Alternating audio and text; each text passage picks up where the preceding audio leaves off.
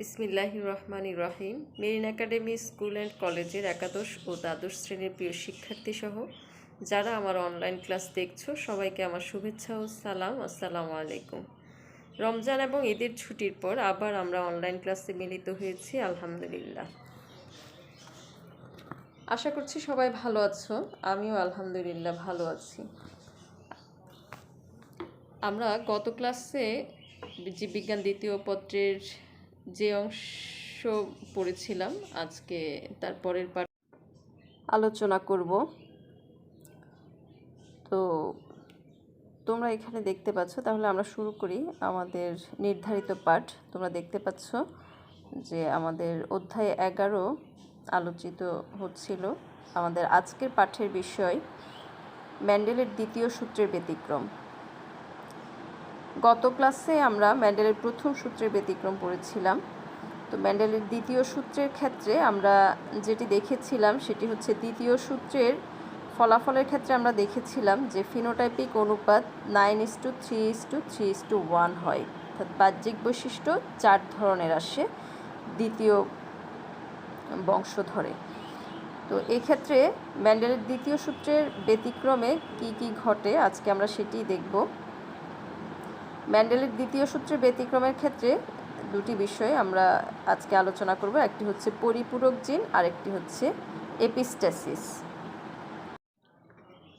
তো পরিপূরক জিন কি সেটি আমরা দেখি যে একটা চারিত্রিক বৈশিষ্ট্য প্রকাশের জন্য যখন ভিন্ন লোকাসে অবস্থিত দুটি প্রকট জিন সমান কার্যকর ভূমিকা পালন করে।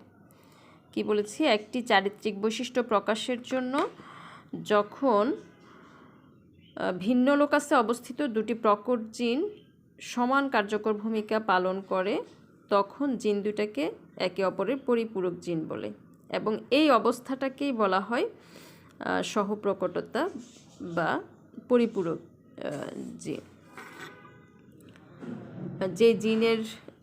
যে জিনগুলো একটা আরেকটার পরিপূরক তাদেরকে পরিপূরক জিন বলা হয়।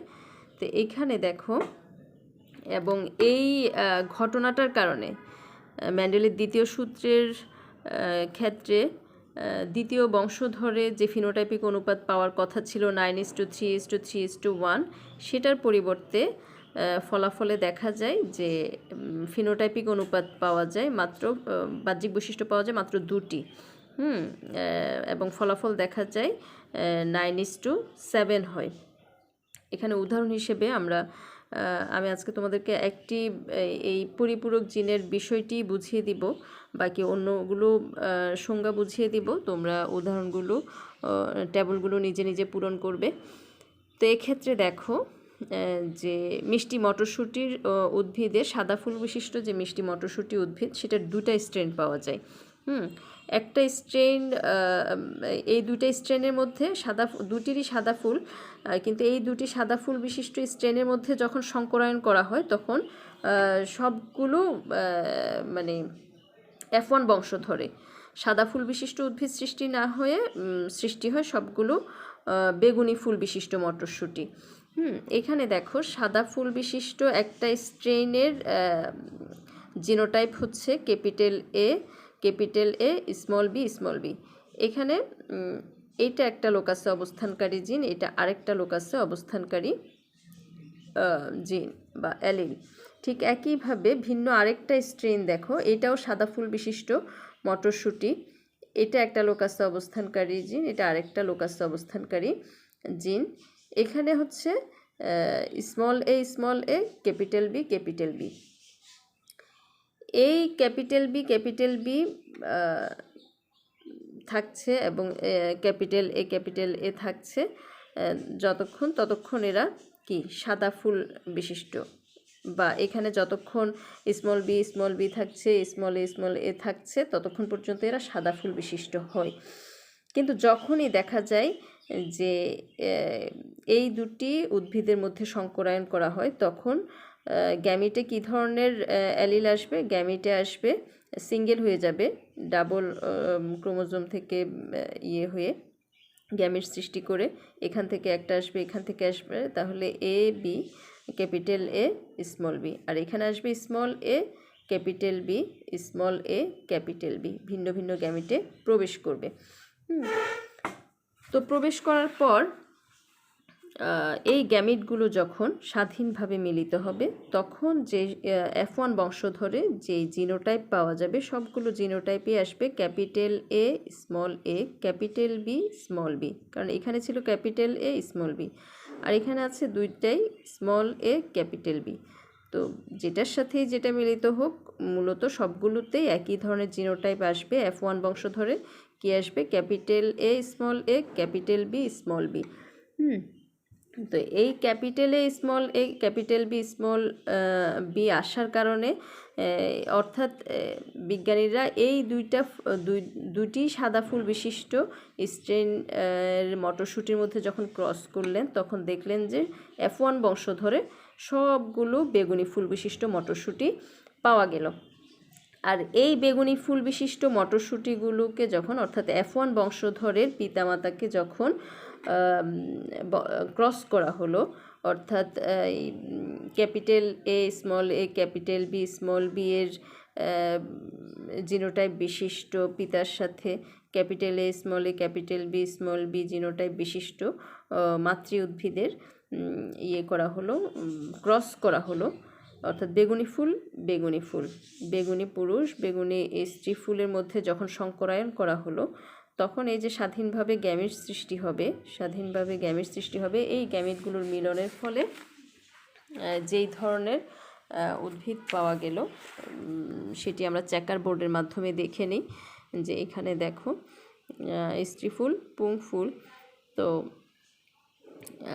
এখানে স্বাধীনভাবে যে গ্যামেট সৃষ্টি হয়েছে, কয় ধরনের গ্যামেট সৃষ্টি হচ্ছে? 4 ধরনের গ্যামেট সৃষ্টি হচ্ছে। Capital A capital B capital A small A capital B small B. ঠিক একইভাবে এখানেও একই রকম গ্যামেট 4 ধরনের গ্যামেট সৃষ্টি হতে পারে এবং এই 4 ধরনের গ্যামেটের সাথে এই 4 ধরনের গ্যামেটের স্বাধীন মিলনের ফলে তখন দেখো কিভাবে চেকার বোর্ডে কত ধরনের জিনোটাইপ পাওয়া যাচ্ছে। ক্যাপিটাল এ স্মল বি এটার সাথে যখন এটা সংকরায়ন হবে তখন এই ধরনের গ্যামেট সৃষ্টি হবে। এটার সাথে যখন এটা ক্রস করা হবে তখন এই ধরনের গ্যামেট সৃষ্টি হবে।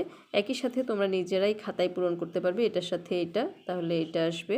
এটার সাথে যখন এটার ক্রস হবে তখন এটা আসবে। ঠিক একইভাবে এটার সাথে এই 4টা করে এই 4টা ঘরে তোমরা পাবে, জিনোটাইপগুলো পাবে। এইভাবে মোট আমরা 16 ধরনের জিনোটাইপ পাচ্ছি আর ফিনোটাইপ পাচ্ছি 16 ধরনের জিনোটাইপ না, সরি, মানে 16টা ঘরে আমরা জাত পাচ্ছি। তো এইখানে কি কোনটাতে কি ধরনের ফিনোটাইপ প্রকাশিত হচ্ছে সেটা আমরা দেখি এখন। যে যতক্ষণ পর্যন্ত উভয় জায়গায় ক্যাপিটাল থাকছে, উভয় লোকাসে যতক্ষণ পর্যন্ত ক্যাপিটাল জিন থাকছে বা ক্যাপিটাল এলিল থাকছে ততক্ষণ পর্যন্ত বেগুনি ফুল। দেখো এখানে capital A capital B small B বেগুনি ফুল, capital A capital B small B বেগুনি ফুল। এখানে দেখো capital A capital B small B, মানে স্মল আছে উভয় জায়গায় কিন্তু তারপরও এই লোকাসেও ক্যাপিটাল জিন এই লোকাসেও প্রকট জিন এই লোকাসেও প্রকট জিন দুইটাই আছে, কিন্তু এই জিন এবং এই জিন পরস্পরের পরিপূরক, সেজন্য এখানেও দেখো বেগুনি ফুল। যতক্ষণ পর্যন্ত উভয় লোকাসে প্রকটটা আছে ততক্ষণ পর্যন্ত বেগুনি ফুল। এই যে উভয় লোকাসে যতক্ষণ প্রকট আছে ততক্ষণ বেগুনি ফুল। এইখানে দেখো এই লোকাসে প্রকট জিন আছে, এই লোকাসে প্রকট জিন নাই, প্রচ্ছন্ন জিন। হ্যাঁ, স্মল লেটার দিয়ে বোঝানো হচ্ছে প্রচ্ছন্ন জিন। একটা লোকাসে প্রকট আছে আর একটা লোকাসে নাই। এইটার না থাকার কারণে এইটার বৈশিষ্ট্যটা প্রকাশিত হয়নি, এখন হয়ে গেছে সাদা। তার মানে হচ্ছে আমরা কি বলেছিলাম? এপিস্টাসিস পরিপূরক বা কমপ্লিমেন্টারি জিন বা সহপ্রকটতা কাকে বলে? একটা চারিত্রিক বৈশিষ্ট্য প্রকাশের জন্য যখন ভিন্ন লোকাসে দুইটা প্রকট জিন সমান কার্যকর হয়, এই লোকাসে অবস্থিত প্রকট জিন এবং এই লোকাসে অবস্থিত প্রকট জিন দুইটা একইভাবে একটা আরেকটার পরিপূরক ভূমিকা পালন করবে, একটা ছাড়া আরেকটা বৈশিষ্ট্য প্রকাশিত হবে না, দুইটারই সমান কার্যকারিতা থাকবে। এই যে দেখো, এটা আর এটা আছে বলে এখানে বেগুনি বৈশিষ্ট্যটা প্রকাশিত হয়েছে, এটা এবং এটা আছে বলে এখানে বেগুনি বৈশিষ্ট্যটা প্রকাশিত হয়েছে। কিন্তু যখনই কোনো একটা লোকাসে প্রকট বৈশিষ্ট্য থাকবে না, তখন এটার পরিপূরক না থাকার কারণে বেগুনি বৈশিষ্ট্যটা প্রকাশ পায়নি, প্রকাশিত হয়ে গেছে সাদা বৈশিষ্ট্য। তাহলে ফিনোটাইপ আমরা কি পেলাম? দুই ধরনের ফুল পেলাম আমরা। F1 বংশধরে মানে প্রথম যখন আমরা ক্রস করেছিলাম তখন ছিল সাদা ফুল বিশিষ্ট দুইটা স্ট্রেন, দুইটা সাদা ফুল বিশিষ্ট স্ট্রেনের মধ্যে যখন ক্রস করা হলো F1 বংশধরে হয়ে গেল বেগুনি। কিন্তু বেগুনি কিভাবে আসলো সেটি করতে গিয়েই বিজ্ঞানীরা যখন বেগুনি ফুলগুলোর মধ্যে আবার ক্রস করলেন তখন এই ধরনের ফলাফল ওনারা পেলেন। তার মানে বেগুনি বৈশিষ্ট্যটা আসার জন্য দুইটা লোকাসে অবস্থানকারী প্রকট জিন পরস্পরের পরিপূরক।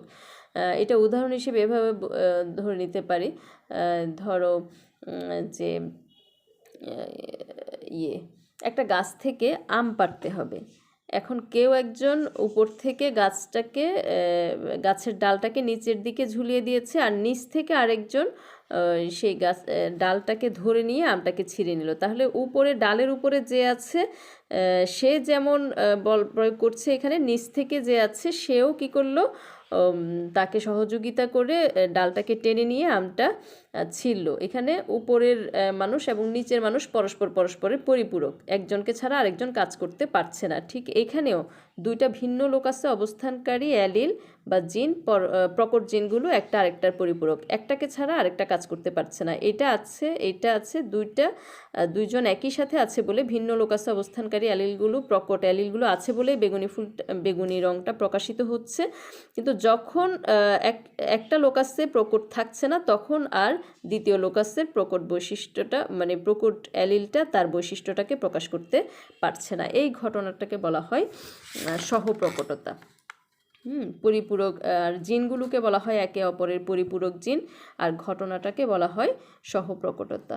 আর এই ঘটনার কারণেই মেন্ডেলের দ্বিতীয় সূত্রের ফলাফলে যে আসার কথা ছিল F2 বংশধরে ফিনোটাইপিক অনুপাত 9:3:3:1, সেখানে ফিনোটাইপিক অনুপাত পাওয়া যায় 9:, মাত্র দুইটা বৈশিষ্ট্য পাওয়া যায় 9:7।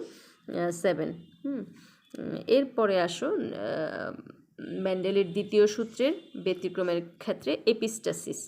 এটা তোমরা পূরণ করবে, চেকারবোর্ড পূরণ করে তোমরা ফলাফলটা বের করবে। আমি শুধু এপিস্টাসিস কি সে বিষয়টি বুঝিয়ে দিব। এপিস্টাসিস হচ্ছে একটা জিনের বাহ্যিক প্রকাশ অপর আরেকটা নন অ্যালিলিক জিন কর্তৃক বাধাপ্রাপ্ত হয়। এখানে পরিপূরক জিনের ক্ষেত্রে আমরা দেখেছিলাম যে একটা জিনকে আরেকটা জিন বৈশিষ্ট্য প্রকাশে সহযোগিতা করছে, আর এপিস্টাসিস হচ্ছে একটা জিনের বৈশিষ্ট্য প্রকাশে আরেকটা জিন বাধা দিচ্ছে, এটাকে বলা হয় এপিস্টাসিস। একটা জিনের বাহ্যিক বৈশিষ্ট্য অপর আরেকটি নন অ্যালিলিক জিন কর্তৃক যদি বাধাপ্রাপ্ত হয় তখন সেই ঘটনাটাকে বলা হয় এপিস্টাসিস। আর যে জিনটা বাধা দেয় আরেকটা জিনের অন্য লোকাসের জিনের বৈশিষ্ট্য প্রকাশে বাধা দেয় যে জিন, তাকে বলা হয় এপিস্ট্যাটিক জিন। তাকে বলা হয় এপিস্ট্যাটিক জিন। আর যে জিনের যে জিনটা বৈশিষ্ট্য প্রকাশে বাধাপ্রাপ্ত হয় সেই জিনটাকে বলা হয় হাইপোস্ট্যাটিক জিন। তাহলে এপিস্টাসিসের ঘটনায় একটা জিন হচ্ছে একটা লোকাসের জিন হচ্ছে এপিস্ট্যাটিক জিন, আরেকটা লোকাসের জিন হচ্ছে হাইপোস্ট্যাটিক জিন। এপিস্ট্যাটিক জিন কোনটা? যে জিনটা অন্য লোকাসের জিনকে বৈশিষ্ট্য প্রকাশে বাধা দেয়। আর হাইপোস্ট্যাটিক জিন কোনটা? যেই জিনটা তার বৈশিষ্ট্য প্রকাশে বাধা পায়, সেটা হচ্ছে হাইপোস্ট্যাটিক জিন। এই ঘটনাটা দুই ধরনের, একটা হচ্ছে প্রকট এপিস্টাসিস, আর একটা হচ্ছে দ্বৈত প্রচ্ছন্ন এপিস্টাসিস। প্রকট এপিস্টাসিসের ক্ষেত্রে মেন্ডেলের দ্বিতীয় সূত্রের ফলাফল যে 9:3:3:1 আসার কথা ছিল সেটাতে আসে। প্রকট এপিস্টাসিসের ক্ষেত্রে আসে ফলাফল 13:3, দুইটা বৈশিষ্ট্য। আর আমরা সাধারণভাবে মেন্ডেলের দ্বিতীয় সূত্রে F2 বংশধরে 4টা বৈশিষ্ট্য, ফিনোটাইপিক 4টা বৈশিষ্ট্য পেয়েছিলাম, কিন্তু ব্যতিক্রমের ক্ষেত্রে পাওয়া যায় 2 ধরনের বৈশিষ্ট্য। ফিনোটাইপিক বৈশিষ্ট্য, বাহ্যিক বৈশিষ্ট্য পাওয়া যায় 2 ধরনের বৈশিষ্ট্য। দ্বৈত প্রচ্ছন্ন এপিস্টাসিসের ক্ষেত্রে ফলাফল আসে 9:7। এখন প্রকট এপিস্টাসিসটা কি? যেই প্রক্রিয়ায় প্রকট জিন অন্য একটি নন অ্যালিলিক প্রকট জিনের কার্যকারিতা প্রকাশে বাধা দেয় তাকে বলা হয় কি? প্রকট এপিস্টাসিস। যেমন এখানে তোমরা এই যে সাদা লেঘর্ন মোরগ মুরগি এবং সাদা ওয়াইনডট মোরগ মুরগি, দুইটাই কিন্তু সাদা, একটা লেঘর্ন আর একটা ওয়াইনডট। হ্যাঁ, তো একটার জিনোটাইপিক বৈশিষ্ট্য হচ্ছে এইরকম, আরেকটার জিনোটাইপিক বৈশিষ্ট্য হচ্ছে এইরকম। এগুলোর মধ্যে যখন লেঘর্ন এবং ওয়াইনডটের মধ্যে যখন ক্রস করা হয় তখন F1 বংশধরে সবগুলোই সাদা আসে, কিন্তু এই সবগুলো সাদার এই F1 বংশধরের একটা মোরগের সাথে আরেকটা মুরগির যদি ক্রস করা হয় তখন F2 বংশধরে যেটা আসে সেটা হচ্ছে সাদা এবং রঙিন, 2 ধরনের বৈশিষ্ট্য পাওয়া যায় এবং ফলাফল আসে 13:3। কেন? দেখো এখানে যতক্ষণ পর্যন্ত এই যে এখানে ক্যাপিটাল ছিল ততক্ষণ পর্যন্ত সাদা বৈশিষ্ট্যটা প্রকাশ পেয়েছে। এই ক্যাপিটালটা এই আরেকটা প্রকট জিনের বৈশিষ্ট্য প্রকাশ করতে দেয়নি। এইটা হচ্ছে এপিস্ট্যাটিক জিন, এইটা হচ্ছে এপিস্ট্যাটিক জিন। এই জিনটা এই জিনের রঙিন বৈশিষ্ট্যটা প্রকাশ করতে দেয়নি। এটা যখন ছিল না তখন এই জিনের বৈশিষ্ট্যটা, রঙিন বৈশিষ্ট্যটা প্রকাশ পেয়ে গেছে। এটা একটা লোকাসে অবস্থিত এলিল, এটা আরেকটা লোকাসে অবস্থিত এলিল। তাহলে একটা লোকাসে অবস্থিত প্রকট এলিলটা যখন আরেকটা লোকাসে অবস্থিত প্রকট এলিলের বৈশিষ্ট্য প্রকাশে বাধা দেয় সেই ঘটনাটাকে বলা হয় এপিস্ট্যাটিস। যে জিনটা বাধা দেয় তাকে এপিস্ট্যাটিক জিন বলা হয়, যে জিনটা বাধাপ্রাপ্ত হয় তাকে বলা হয় হাইপোস্ট্যাটিক জিন। এখানে দেখো রঙিন বৈশিষ্ট্যটা কেন প্রকাশ পেল? যখন এখানে এপিস্ট্যাটিক জিনটা নাই তখন হাইপোস্ট্যাটিক জিন তার বৈশিষ্ট্য প্রকাশ করতে পেরেছে। তো ফলে এখানে 2 ধরনের জাত পাওয়া যায়, একটা সাদা রঙের পালক বিশিষ্ট মোরগ মুরগি আর একটা হচ্ছে রঙিন পালক বিশিষ্ট মোরগ মুরগি। ফলে অনুপাত আসে সাদা ইস্টু রঙিন ইকুয়াল টু 13:3। আর দ্বৈত প্রচ্ছন্ন এপিস্ট্যাটিস কাকে বলা হয়? ভিন্ন ভিন্ন লোকাসে অবস্থিত 2টি প্রচ্ছন্ন জিন একে অপরের একটি অ্যালিলকে বৈশিষ্ট্য প্রকাশে বাধা প্রদান করলে তাকে বলা হয় দ্বৈত প্রচ্ছন্ন এপিস্টাসিস। এই সাধারণত মুখ বধিরতা যে কারণে ঘটে সেটা হচ্ছে দ্বৈত প্রচ্ছন্ন এপিস্টাসিসের কারণেই ঘটে। এটা তোমরা বই থেকে উদাহরণটা দেখে নিয়ে চেকার বোর্ড পূরণ করে দেখবে কিভাবে মুখ বধির দ্বৈত প্রচ্ছন্ন এপিস্টাসিসের ঘটনাটা ঘটে থাকে। এখানে কি হয়? ভিন্ন ভিন্ন লোকাসে অবস্থানকারী 2টি প্রচ্ছন্ন জিন একে অপরের প্রকট অ্যালিলকে বৈশিষ্ট্য প্রকাশে বাধা দেয়। 2টা প্রচ্ছন্ন জিন একে অপরের প্রকট অ্যালিলের বৈশিষ্ট্য প্রকাশে বাধা দেয়। আর প্রকট এপিস্টাসিস ছিল একটা লোকাসের প্রকট জিন আরেকটা লোকাসের প্রকট জিনের বৈশিষ্ট্য প্রকাশে বাধা দেয়। তো আজকে আমরা আলোচনা এখানেই সমাপ্ত করব। আশা করি তোমরা বুঝতে পেরেছো যে মেন্ডেলের গবেষণায় স্বাভাবিকভাবে মেন্ডেলের দ্বিতীয় সূত্রের আলোকে F2 বংশধরে 4 ধরনের বৈশিষ্ট্য পাওয়ার, ফিনোটাইপিক বৈশিষ্ট্য পাওয়ার কথা ছিল, কিন্তু এই পরিপূরক জিন, এপিস্ট্যাটিক জিন, প্রকট এপিস্টাসিস এবং দ্বৈত প্রচ্ছন্ন এপিস্টাসিসের কারণেই দেখা যায় যে মেন্ডেলের দ্বিতীয় সূত্রের ফলাফলের ব্যতিক্রম ফলাফলও আমরা প্রকৃতিতে দেখতে পাই। তো এই ধরনের আরও অনেক ঘটনা আছে, এগুলো প্রত্যেকটাই এই পরিপূরক এবং পরিপূরক জিন এবং এপিস্টাসিসের কারণেই ঘটে থাকে। তো ভালো থাকবে সবাই, আগামী ক্লাসে আবার দেখা হবে ইনশাআল্লাহ।